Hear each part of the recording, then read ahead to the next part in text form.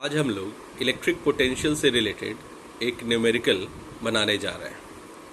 Numerical ऐसा है, find the electric potential due to charge ring on its axial line.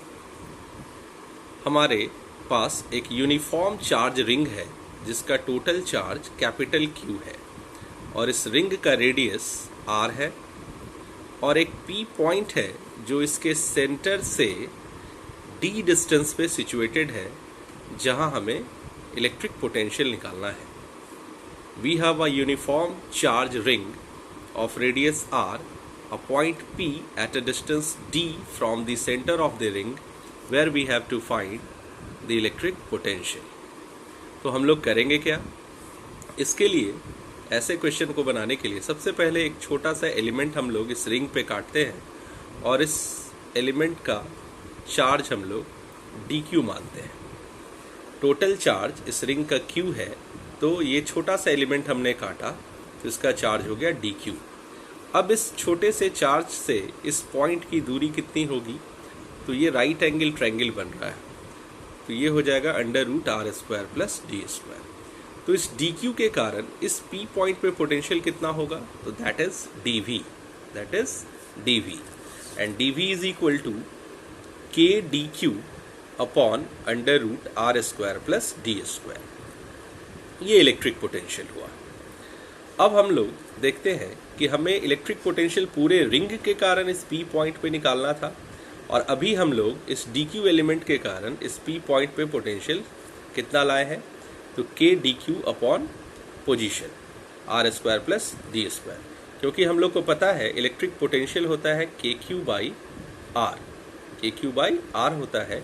इस formula पे हमारे पास चूंकि इस एलिमेंटल चार्ज के कारण पोटेंशियल निकालना है तो हम लोग v के जगह क्या यूज़ किए? dv यूज़ किए। k के जगह हम लोग k ही यूज़ किए और q के जगह हमने क्या यूज़ किया? dq यूज़ किया, क्योंकि एलिमेंटल चार्ज के कारण पोटेंशियल जो होगा वो छोटा सा पोटेंशियल होगा dv, तो इसलिए यहाँ q के जगह हम लोग क्या यूज़ किए? dq। और पोजीशन, कहाँ से कहाँ पोजीशन होता है आप लोग पोटेंशियल में जानते होंगे। पोजीशन होता है चार्ज से पॉइंट तक का, तो जो चार्ज हमने माना है वो dq है और पॉइंट p है, तो पोजीशन कितना हो जाएगा? √r² plus d²। तो इस रिलेशन से हमारे पास एलिमेंटल पोटेंशियल छोटा सा पोटेंशियल कितना हो गया? k dq by √r² plus d²। Now we have to calculate the net potential at point p due to whole ring. इस पूरे रिंग के कारण इस p पॉइंट पे पोटेंशियल निकालना है। तो अब हम लोग देखेंगे इसमें वेरिएबल कौन कौन है। तो dq is the variable, r हमारे पास कांस्टेंट है, रेडियस बदलेगा नहीं, और ये d अभी फिलहाल कांस्टेंट है। हम इस पॉइंट को ना आगे शिफ्ट कर रहे हैं ना पीछे शिफ्ट कर रहे हैं, हम इस d को क्या मान रहे हैं? कांस्टेंट मान रहे हैं, ठीक है। तो r और d दोनों कांस्टेंट है, k भी कांस्टेंट है, तो इंटीग्रेशन सिर्फ और सिर्फ किसका होगा? तो dq का इंटीग्रेशन होगा।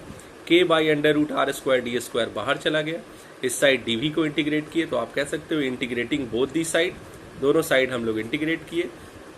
तो इंटीग्रेशन ऑफ dv कहाँ से कहाँ? तो 0 से v, टोटल पोटेंशियल v मान लिया, लास्ट पोटेंशियल 0 माना।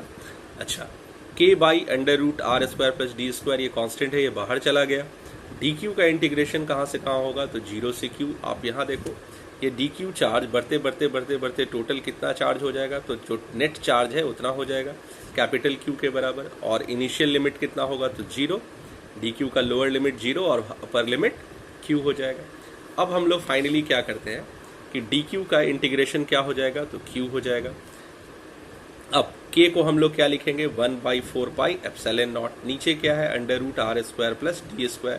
dq का इंटीग्रेशन क्या हो जाएगा? q हो जाएगा, और dv 0 से v तक इंटीग्रेट होके क्या हो जाएगा? तो v हो जाएगा। अब हमारे पास ये रिलेशन आ गया। अब हम लोग इसको ऐसे भी लिख सकते हैं, q/4 pi epsilon not √r² plus d² इतना volt.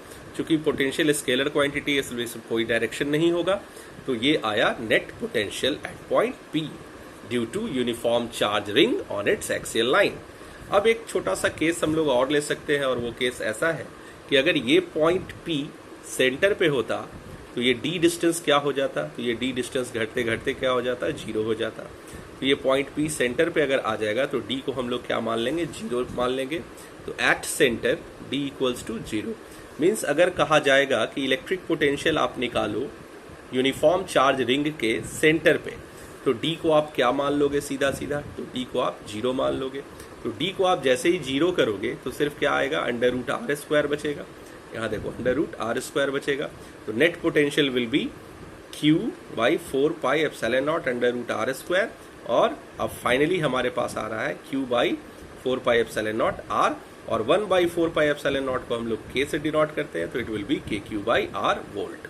So this is the electric potential at the center of the ring, and this is the electric potential on the axial line of the ring. Thank you.